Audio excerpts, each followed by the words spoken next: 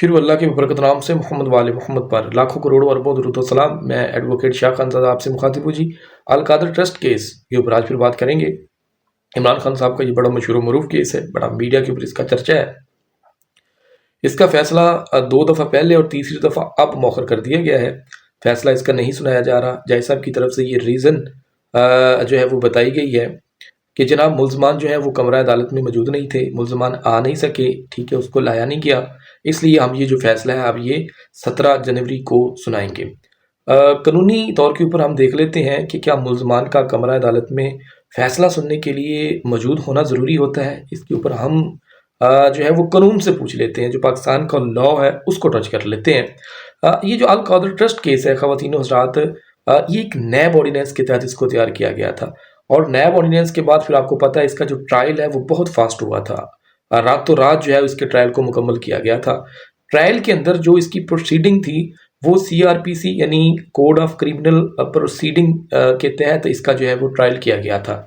तो अगर हम CRPC के सेक्शन 366 की बात करें और वो जो 366 सेक्शन है वो हमें बताता है कि कोई भी जज अपना फैसला किस तरह जो है वो प्रोनाउंस करेगा, सुनाएगा।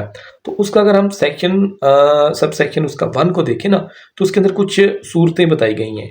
यानी अगर तो वो कस्टडी के अंदर है मुल्ज़मान तो उसको कोर्ट में लगाया जाएगा, ठीक है, उसके सामने वो फैसला सुनाया जाएगा। अगर वो मुल्ज़मान जो है वो पुलिस कस्टडी में नहीं है तो कोर्ट इस बात को मेक श्योर करेगी कि मतलब उनके खिलाफ उनके केस का फैसला है तो वो कोर्ट में आ जाए। मगर इस सेक्शन के अंदर ऐसी सूरत भी बताई गई है जिनके अंदर मुल्ज़मान जो है वो उनका कोर्ट के अंदर आना ज़रूरी नहीं होता। उनमें एक जो बड़ी वजह है कि अगर कोई केस इस नोयत का हो जिसके अंदर मतलब कोई फ़ाइन मतलब जज साहब की तरफ से कोई फ़ाइन किया जाना हो, तो उसके अंदर जो है वो मुल्ज़मान ना है, कोई मसला नहीं, जज साहब जो है एज़ इट इज़ उसका फ़ैसला सुना सकते हैं। उसके बाद अगर कोई इस तरह का केस हो जिसके अंदर जो मुल्ज़मान है उनके बरी होने का हो चांस हो कि इसके अंदर जो है वो बरी हो जाएंगे, तो वो भी फिर कोई मसला नहीं है।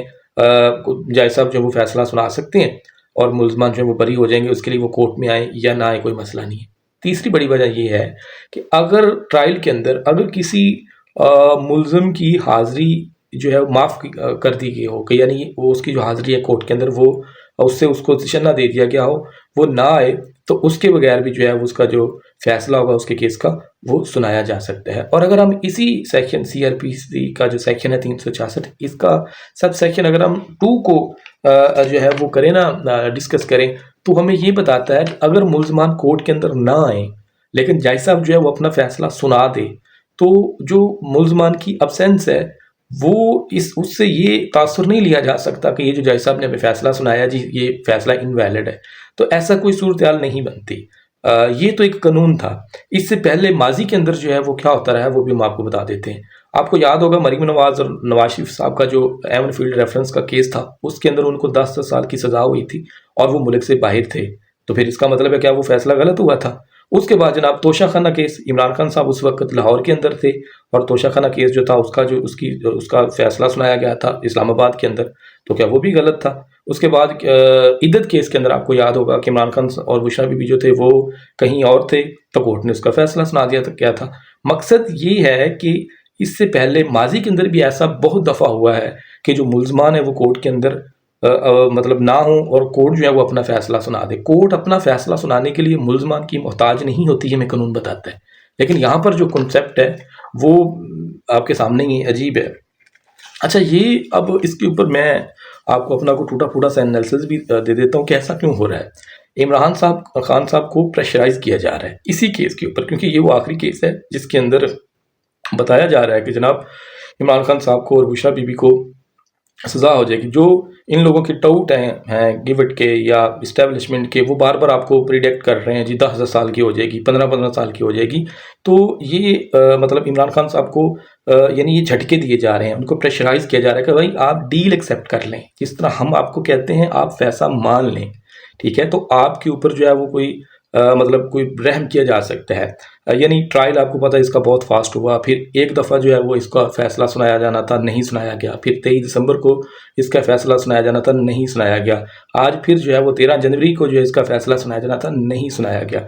तो ये इमरान खान साहब के ऊपर एक प्रेशर बिल्डअप किया जा रहा है कि जनाब जो हमारी डील है, जो हमारे बड़े हैं इस मुल्क के, जो बड़े लंबरदार हैं, जो वो कहना चाहते हैं, इमरान खान साहब को मनवाना चाहते हैं कि जनाब इस बात को आप मान लें। इमरान खान साहब जो है वो नहीं मान रहा, तो उनको ये बार बार प्रेशराइज किया जा रहा है, बार बार उनके साथ मीटिंग्स जो हैं वो हिडन बिहाइंड द सीन चल रही हैं, तो ताकि इमरान खान साहब जो है वो हमारा मौक़िफ़, हमारा जो उनका एक नज़रिया है उसको फॉलो कर लें, उसके ऊपर जो है वो अपना घुटने टेक दें। लेकिन इमरान खान साहब जो हैं वो फ़िलहाल ऐसा कुछ नहीं कर रहे। तो ये कानूनी कुछ लवाज़मात थे जो मैं आपके सामने रखना चाह रहा था। वीलॉग देखने का बहुत शुक्रिया। अगली वीडियो में आपसे फिर मुलाकात होगी। अल्लाह हाफ़िज़।